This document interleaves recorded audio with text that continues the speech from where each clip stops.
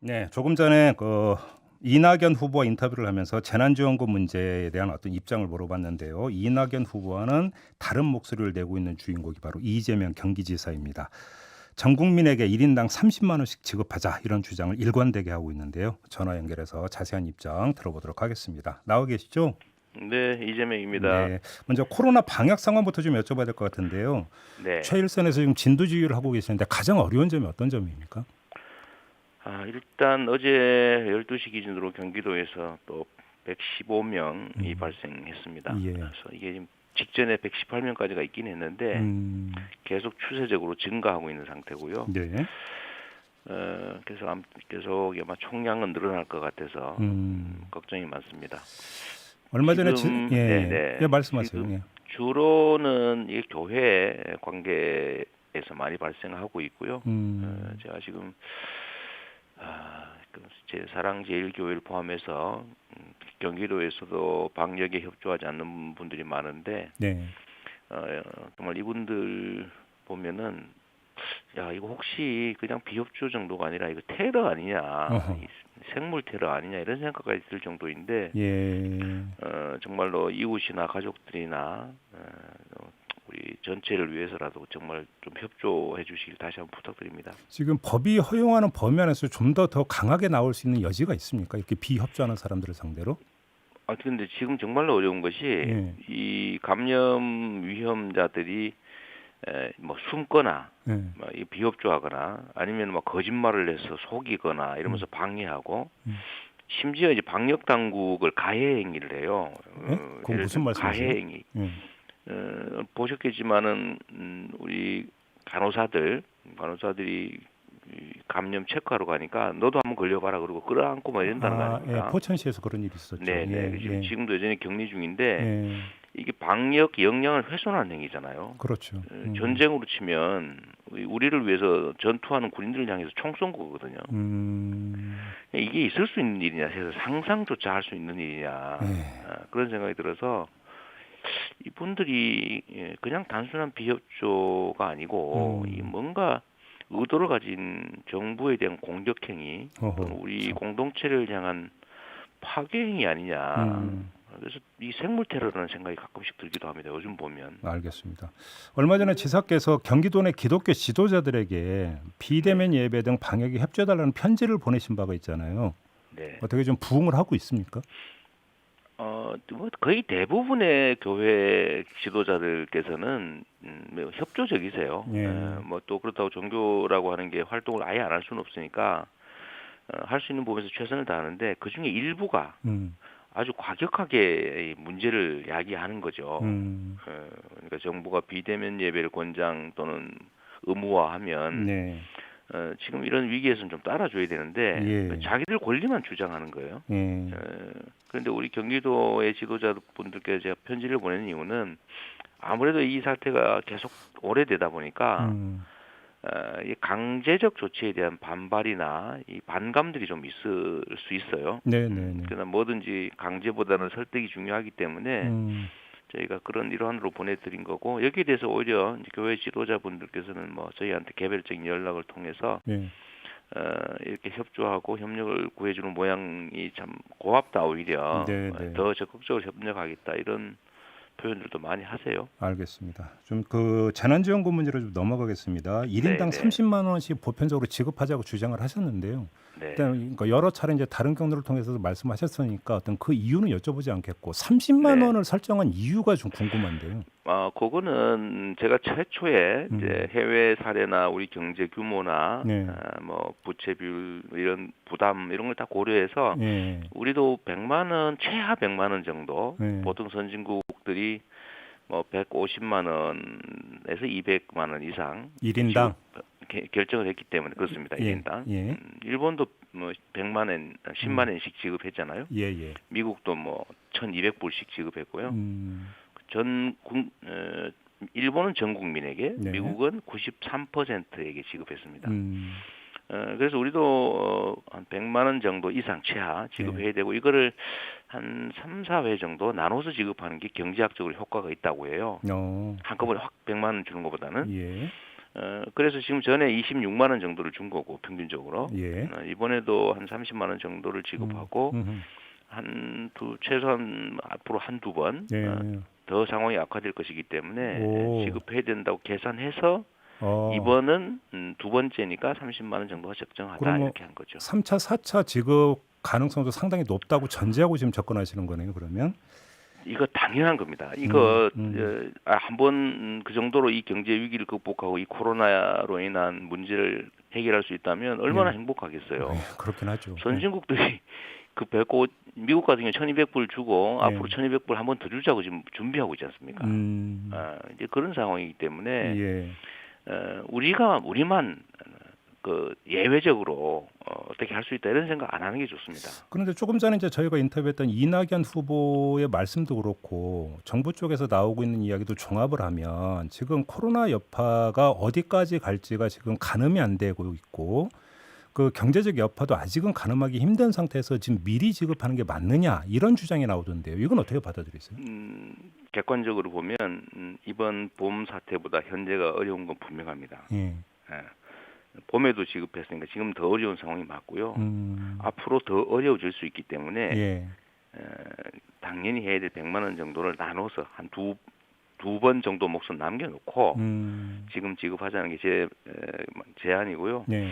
다만 정부에서 이런 소극적인 또 방어적인 태도를 취하는 거는 이해를 해줘야 됩니다. 그건 왜냐하면 거기는 최종 책임을 지는 곳이기 때문에 그렇죠. 네, 물론 저희 그렇죠. 같은 경우는 조금 자유로운 측면이 있지 않습니까? 네. 저희는 조언을 하고 우리 경기도민의 입장을 대변해서 주장하는 것이니까 좀 이렇게 객관적으로 이렇게 주장할 수 있지만 재정을 최종 책임지는 쪽은 그럴 수 있는데 제가 한 말씀 좀 드리면요. 네. 이 우리가 이제 재정 건전성 걱정을 자꾸 하지 않습니까? 네. 제가 지금 한 번 더 주면 이거 재정에 문제가 더 있다. 뭐 그러니까 요걸 또 나눠서 일부만 주자 이런 말씀하시는 분들 계시던데요. 제가 단언하는데 이 30만 원 정도 지급하는 거 우리가 50번, 100번 해도요. 서구 선진국의 국가 부채 비율에 도달하지 않습니다. 지금 서구 선진국들의 평균적인 국가 부채율이 110%를 넘고 있습니다. 네. 이 상태에서 보통 10%에서 30% 정도 국가 부채 비율을 늘리는 과감한 확장 재정 정책을 쓰고 있거든요. 네. 근데 우리나라는 40%에 불과하고 지금 뭐 최대 지출한 거 다 따져도 47%인데 네. 이거 30만 원 지급하는 거 0.7 정도, 0.7% 정도밖에 안 됩니다.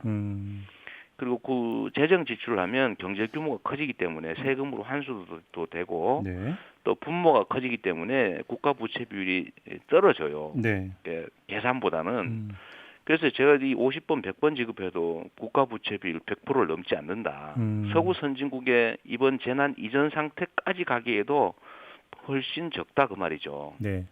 알겠습니다. 재정 건전성을 유지한 이유는 국가가 위기 상황에 처했을 때 재정 지출 여력을 늘리기 위해서 비축해 놓은 거예요. 네, 네. 지금과 같은 상황에서 재정 지출을 안 하면 언제 할 거냐. 알겠습니다. 그리고 또 한 가지는 재정 지출을 적극적으로 했을 경우에 오히려 국가 재정 건전성이 좋아진다고 하는 한국금융연구원이라고 하는 우리나라 최고 금융연구기관이 연구한 결과도 있고요. 아이슬란드나 이런 곳이 유로존 위기 때 적극 재정 지출로 국가 재정이 더 나아졌다는 거 객관적으로 드러난 사실인데 왜 이런지 정말 모르겠어요. 알겠습니다. 자, 그러면 각을 약간 틀어가지고 만약에 1인당 30만 원 보편 지급이라고 하는 그 지사님의 제안이 관철이 되기 위해서는 일단 그 소속인 민주당이 움직여야 되고 민주당이 또 이제 정부를 설득을 해야 되는 것 아니겠습니까? 야당도 설득을 해야 되고. 근데 지금 당의 사정을 보면 오히려 1차 때하고 당 안에 의견 지형이 좀 약간 달라진 것 같은 게 선별 쪽을 오히려 더 강하게 얘기하는 사람들의 목소리가 커지고 있는데요. 이런 상태에서 이게 관찰이 가능하다고 보세요? 저는 의견을 낼 뿐이고 최종 책임은 이제 정부, 중앙 정부와 우리 여당의 지도부가 지는 것이죠. 근데 저는 의견을 낼 뿐이고 결정되면 저는 아주 뭐 이견 없이 따를 겁니다. 다만 이 경제 문제는 사실은 수학 문제 비슷해 보이지만 사실은 정치 문제거든요. 경제는 그렇습니다. 똑같은 통계를 전혀 다르게 읽을 수 있는 게 경제 아닙니까? 그래서 우리가 겪어보지 못한 위기여서 옛날 생각만 자꾸 하는데 생각을 좀 바꿔야 된다라고 하는 게 우리 대통령님의 뜻이에요. 네. 전에 말씀하셨잖아요. 새로운 위기에는 질적으로 새로운 대책을 만들어내야 된다라고 하는데 저는 제일 안타까운 게 이 경제 관료들이나 이제 정부 관료들이 대통령님 뜻을 잘 못 받쳐 주는 것 같아요. 그래요. 그러니까 질적으로 새로운 위기가 맞지 않습니까? 예. 질적으로 새로운 대책을 내야 되는데 지금 내는 게 딱 한 번 재난지원금 준 거 말고는 다 과거의 정책의 확장판들이에요. 그래요. 근데 지금 그 정부도 중요한데 지금 야당의 그러면 어떤 접근법은 어떻게 평가를 하세요? 김종인 위원장 같은 경우는 오히려 소상공인 자영업자들한테 그러니까 집중 지원을 하는 게 더 맞다 이런 식으로 주장을 하던데. 저는 야당이 전 정신을 좀 차려서 좋은 방향으로 좀 바뀌는가 싶었습니다. 예. 근데 최근에 이 문제에 대해서 입장을 보면 바뀐 게 아니라 바뀐 척 했구나라는 생각이 많이 들어요. 뭐 김종인 대표님 같은 경우는 경제 전문가라고 말씀 본인이 하시지 않습니까? 네. 근데 우리가 상식적으로 보면 정당은 국민의 뜻을 따라야 되는 것이고요. 국민의 뜻이 합리적이라면 당연히 따라야 되지 않겠습니까? 예. 그다음에 경제를 살리는 건 가장 중요한 국가적 과제죠. 예. 그런데 우리가 경제학 원리상 현금으로 누구한테 돈을 줬더니 다 지금보다 미래가 더 불안하니까 다 저축하더라. 예. 안 쓰더라. 이거 일본 헬리콥터 머니 때 다 경험한 거잖아요. 그래서 우리가 어떤 방법을 개발했냐면 이거 3개월 안에 안 쓰면 다 없어집니다. 다 써야 됩니다라고 해서 전 세계에서 유일하게 소멸성 지역화폐로 지급해서 100% 다 매출로 연결이 됐고 매출하려니까 생산이 늘어났지 않습니까? 예. 이게 경제 유발 효과인데 왜 특정 소수를 골라서 이 효과 없는 게 증명된 방식으로 그야말로 버리듯이 소모를 해버리냐 이 경제적 자원을 효과가 이번에 겨우 13조 원 지급해가지고 온 국민이 한 달 반에서 두 달 동안 명절 대목을 체감했잖아요. 이렇게 좋은 경제 정책이 세상에 어디 있느냐.